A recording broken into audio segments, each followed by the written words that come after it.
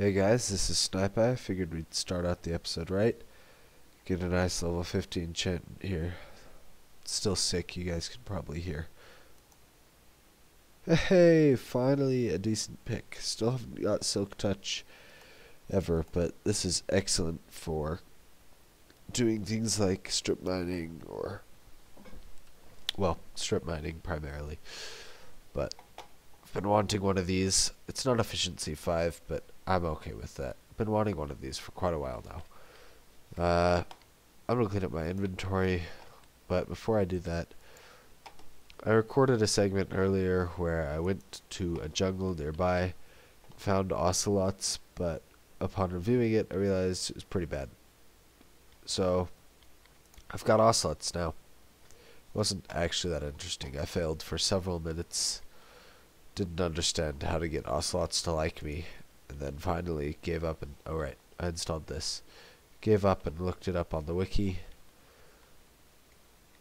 So, I've got them at here. I can breed them from there. Anyway, the jungle is that direction. The biome transition is not very smooth.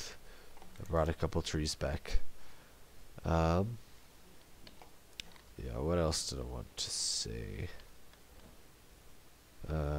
Ocelots. Yeah, so I was in here, just kind of like semi-AFK watching a movie. Well, it was night outside, and all of a sudden I hear this, and I thought it was just in the video I was watching. I was watching like an LP or something. And then a boom, and I look back at my screen, and this chest had exploded. All my diamond got destroyed by lava falling down from the ceiling. And so I just went all the way back to my backup before I even went to 1.2. Because I didn't have a backup anywhere in the middle there. And restored off that backup because I'd rather redo a little bit of work than redo 2 stacks of diamond. Also gathered a little bit more TNT. Yeah, that's pretty much all I've got to show you guys right here at the beginning. This episode, I'm going to be doing whatever I feel like. So I might end up doing the minecart station down there. Might end up going to the nether. I don't know. This is just kind of the last little segment I'm recording today. And I'm going to record some more in actual tomorrow for me, because it's pretty late right here. So tomorrow, when I start recording, or next time I start recording, we'll decide what we're gonna do, and we'll do it. So I'll see you guys in a second. Okay, I've been working at this for quite a while now. Oh, no sound, sorry. By the way, I decided to work on the minecart station here. And I think I'm just about finished here, and I probably should have included you guys in the building part, but it was really boring, and there's a zombie somewhere, and not interesting, I promise. Where the heck is that zombie? There's gotta be some, like a cave near her or something. Okay, so I'm gonna show you the wiring here. Well, first I'll show you the operation. So, this is the first route. I'll label it eventually. It's a right turn, right turn. Okay? The second route is a left turn, right turn. So we'll go down here. The third route is a left turn, left turn. And the fourth and final route is a right turn, left turn. So, all in all, this is not too hard to figure out. The whole thing is controlled by 2 RS NOR latches. Now, since most of you, I don't know actually how many of you guys know redstone mechanics, an RS NOR latch is like a tiny little memory cell. It can remember one thing. It can remember on or off. So if it's remembering on based on the button presses, then a redstone torch underneath this one will be on. If it's remembering off, then the redstone torch will be off and the junction switches accordingly. So one RS NOR latch controls this one, and then another RS NOR latch controls two torches. That both torches are just set to it, and that controls these two. So I'll head down to the wiring here, let you guys get a peek. Zombie might be down here, actually, now that I think about it. I'm really close to my portal room here, which is really annoying, but I don't plan on being in here a whole bunch. And a skeleton nearby. Wow, what is this? Okay, so the buttons are up above. One is there, one is over there. So the first thing that happens when you press a button is a command gets sent through all this wiring over to here, and it goes underground there, and lights up the redstone accordingly so that these RS NOR latches are reset. So it puts them both into a state, into the normal state for them. So in this case, it would be off. It'll turn these torches off when these are both reset. Then, depending on which button, and I'll use this one as an example, another signal gets sent off, and in this one, it just turns on this RS NOR latch. And this RS NOR latch controls these two. So these two torches would be off, this one would be on. So then if I pressed another button, like this one, this signal goes to the same place. I made sure none of the signals interfered with each other though. And resets them both. And then this signal splits off. One goes to here. I had to delay it right so that I had to make sure that it was reset before it was set again. Because it just helps to avoid interference from everything else. So, sets this one, this RS NOR latch on, then that wire comes underground to this, which controls that, which will also set this RS NOR latch on. So when you press that button, I'll simulate it by putting a torch here. Then both of these RS NOR latches turn on, and all the torches are on. Okay? So with two RS NOR latches, it's possible to have 4 different states.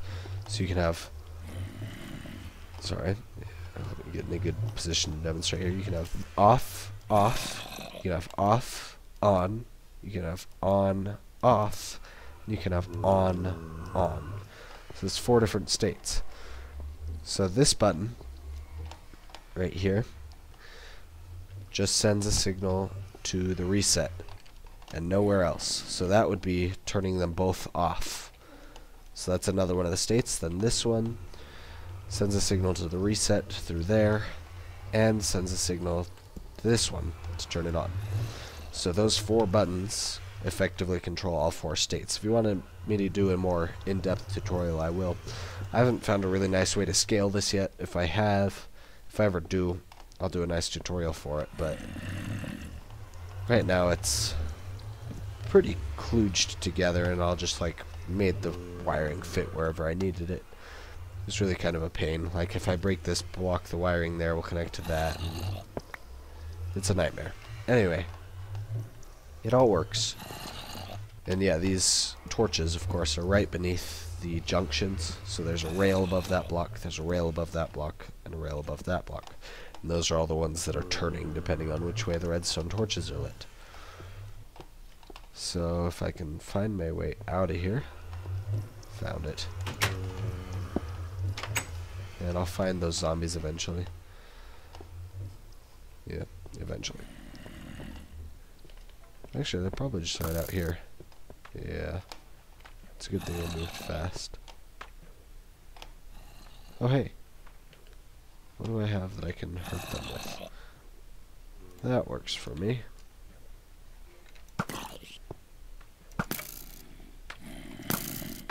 That was a horrible shot. Okay. Note to self. I thought that would be lit up enough, but I suppose not. Okay. So I'll probably hook this far right track into this track and actually connect the track, so that goes out to my skeleton spawner. And then I've got other, I'll have to come up with other ideas for the other tracks. This solid block is here so that we have something solid to launch us off of into powered rails, which will go here and here. So I'll press one of the buttons, it'll delay a second to make sure the tracks have time to change, and then it'll power these tracks. And that way, once the tracks change, I get sent off toward whichever way. Anyway. And then when I come back, the tracks will be in the same alignment. So I just and land right here. So this wouldn't work very well on a multiplayer server, since somebody might use the minecart station while you're gone and the rails would change and all that. But since this is not a server, it doesn't really bother me that much. So that's our minecart station. And another cool idea might be to put that in the nether instead of in the overworld, because in the nether, every 1 block you travel is equivalent to traveling 8 blocks in the overworld. So that's a really easy way to get around fast. Let's see what else here. Yeah, the disadvantage is, of course, that it's a little bit harder, in my opinion, to build a trail in the nether, since you have to make sure you get the right blocks that gas can't destroy them.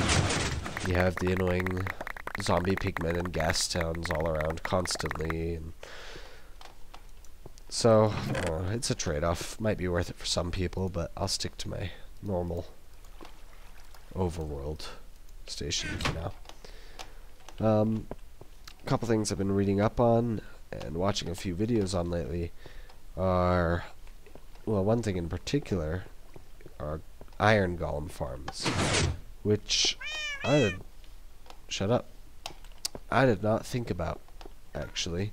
And that's a really cool idea, because basically you just sit there and you get iron, and you don't have to farm it or mine it or look around for it. It just comes to you while you stand there. That's my kind of game, you know. Of course I don't want to make the game ridiculously easy for me, but not having to worry about iron certainly sounds like a good idea to me. Okay, so I might get around to that at some point. I'm gonna check what episode we're at, episode length we're at now, and see what we've got time left for. So I'll be right back, guys. Okay, it certainly seems like a while between recordings lately. I've been working for a while on this now, just in my spare time, which I haven't had much, so it's all been tiny bits and pieces, so not much to actually record. But this is an Iron Golem farm, in case you couldn't tell.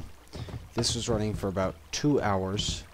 I've got a total of 150 in there now. You can see the entity count up in the top left corner there. So 1.2.4 is actually out right now. I don't think from the changelog that anything will work to adversely affect this, but I wanted to try this before I upgraded anyway. So we're about to find out how effective it is. Takes a little bit to kill them, but that's because they have 50 hearts. These guys are diehards. There we go. Signs keep the lava from going down and getting the items. It was about 2 hours, remember. 1, 2, 3, 4, 5, 6, 7, 8, 9. 9.5 stacks of iron. 2.5 stacks of roses. That's pretty good in my book. There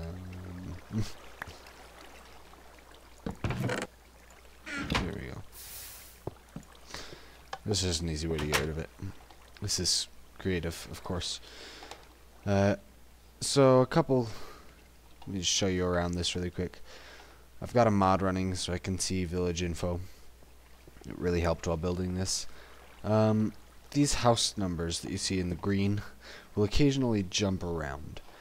And I'm thinking that has to do with MC Edit, because that's what I used to just stack these up and make a whole bunch of them, since it was easy, and I didn't want to do it all manually. You can see it's a pain.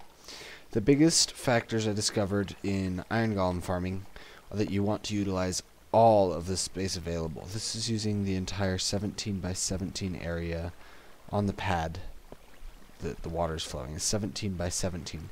That's the biggest area that Iron Golems can spawn in. They'll spawn in a 16 meter radius from the center of any given village.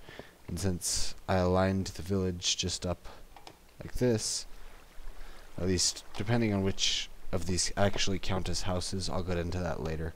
The center of the village is right in the center of the pad, and all of them will go down.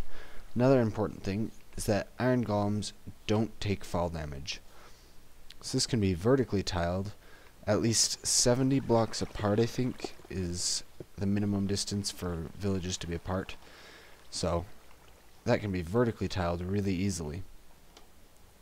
Then I tested a couple other things. I've got 4 more farms running over there. And I came up with the fact that I don't think the number of villagers in your village will actually affect the spawning rate of the golems. It will affect the maximum golems that can be spawned at any given time.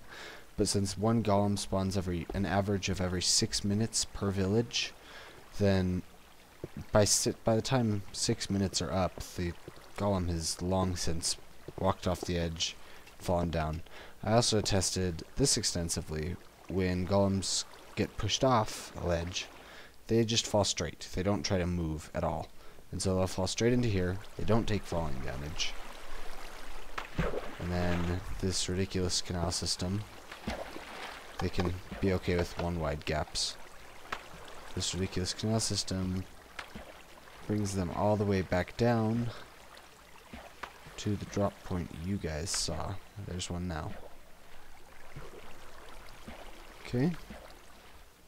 And there are already 2 in there. So it's not terribly fast, but with 4 villages, 4 spawning centers, and 3 villages per that's 12 total. See, now one of these, I think it's this one, the house number is jumping around. And you saw it pop up as 19 there for a little bit. I'm fairly sure that's due to the fact that I used MC Edit to just kind of copy paste these. When I build it in my actual world, that won't happen. I hope. I'm still not 100% sure what exactly classifies a village and stuff like that. That guy's been wandering around for a while. So yeah. There goes another one. You saw him fall. But the minimum requirements for a village to spawn a golem are at least 16 villagers and at least 21 doors. See, that just jumped from 32 to 16 for no reason. So, it's really, really weird. But this design has 48 doors, and I'm not sure if only the doors that count as villages will spawn golems, because as you can see, the mod I have there in the left hand side says I have 0 out of 1 golems. So even when it was down at 16 houses, it can still spawn one. So I think it's just doors and not actual houses that determine whether a golem can spawn. So at least 21 doors and at least 16 villagers. If you have 32 villagers, then you can have a maximum of 2 golems. If you have, it goes on like that. 48 villagers, 3 golems. Yeah, see, they just fall straight. So it works up really well. So right, with 12 total places that they can spawn, then that means I get 1 an average of every 30 seconds. So based on the 2 hours and roughly 120, that's about 2 a minute. So it evens out pretty well there in what I'm actually getting versus hypothetical rates. The actual spawn time for a golem, every tick has a 1 in 7,000 chance of spawning a golem, and so that roughly calculates out to about 6 minutes per. So you can see this is all running. I also, like I said, tested whether the number of villagers in a village really made a difference or not. So, like, these villages here each have 64 villagers for a village, and it's way overcrowded, but it can have a maximum of 4 golems. And here I've got 75. This one only has 16 per village. And as you can see, I still have about 72. So this test has been running a little longer, but these two have been running for the same amount of time. So that makes very little difference, if any. I'm willing to chalk up those 3 extra golems, that one had 4 extra golems, to experimental error more than anything else. Or just the game itself being random like it's supposed to. So, what classifies a village, from what I've read and what I've figured out, you needed 1 door with villagers near it to make it count, with an uneven number of blocks between the sides. So it goes from where the door is all the way up to sky level, I think. So as you can see on this side, we have 1 block here, 2 blocks here really. I'm thinking only the top layer counts. Like I said, I'm not very sure, but it was easy to make it unbalanced by just doing that twice on this side. And I'm keeping all the villagers in here because I hate hearing the annoying door opening and closing sound all over. If I head down this way for a little while here, then we can come to various spawn designs I came up with, various farm designs I came up with before I settled on this one because it worked the best. See, this county has 14 houses, doesn't have any golems, so it's very temperamental. Pretty sure it was this way at least. Quite a while if I remember correctly. Which I really hope I do. I don't know my creative world nearly as well as I know my actual world. As you can see, it's a little bit the same in every single direction. Okay, I did not think it was this far away. And I'd see light by now, I think. Ugh, I need a mod that'll make me move faster and creative. Should not be too hard to find, but I just haven't had time. Like, I had a couple spare minutes, so that's why I'm recording now. Okay. Oh. Well, that was unexpected. Never had that happen before. Otherwise it would clog up the system. See, now this, since it can have more than 1 golem, isn't stuck. But, oh, okay, so it takes care of itself, apparently. Okay, I'll be right back, guys. Okay, I found my other spawning places. They were just over here. So, this one, all of the villagers and the doors are inside there. You can hear them making that horrible, horrible sound. I could get the block down, goodness. Somehow the golem spawned on top. I didn't think that was possible. Apparently it was. And at night, this is completely dark, so it basically just turns into a golem versus monster arena, which is kind of funny, but not exactly what I was going for. When it was working, the spawn rates were a lot slower because there's a lot less area in which the golem can actually spawn. And so I found that the best way to speed it up was to utilize all the spawn space.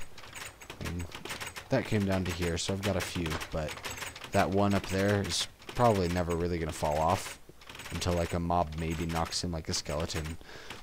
So that's pretty well shut off since it's already reached its limit. This is a precursor to my current design out there. And it's based around an even number of blocks. And surprisingly, even though in my actual design I have a stream of water in the middle that's not moving at all, they get stuck more often in this than they do in that. Because they'll just stand in the middle and not go either way. And it doesn't really seem to happen in my current design. This one I removed the villagers from because it was too close. But, you know, it was a precursor to that one. They all gathered over there.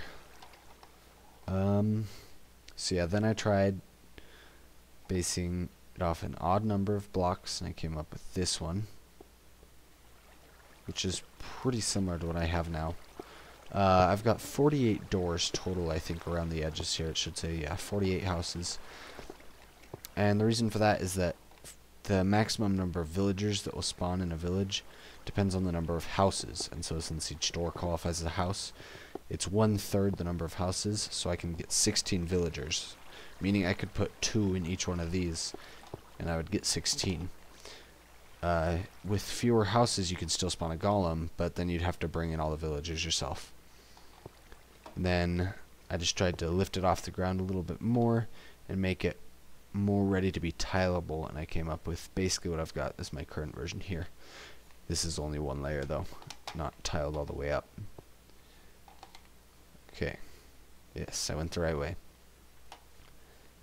So that's where I'm at so far, and I'm thinking I'm gonna probably build one of these in my actual world. I wanted to explore the updates in 1.2.4 a little bit, mostly just bug fixes and primarily even multiplayer, which I don't do very much, but still want to check them out. Heard cats now purposely stand on beds and stuff so you can't use them. That's kind of hilarious. Yeah, and then I'm thinking I'm going to build one of these in my actual world and kind of make a tutorial while I'm at it. So we'll see how that goes. Yeah, you can see those guys. There are 3 of them in there right now. All headed. How did that happen? No, really, how in the world? Like, I can't imagine. That doesn't even make any sense. Like, the best I can think is he somehow got on the edge, walked all the way over here and fell in, but that seems highly unlikely. Sorry, buddy.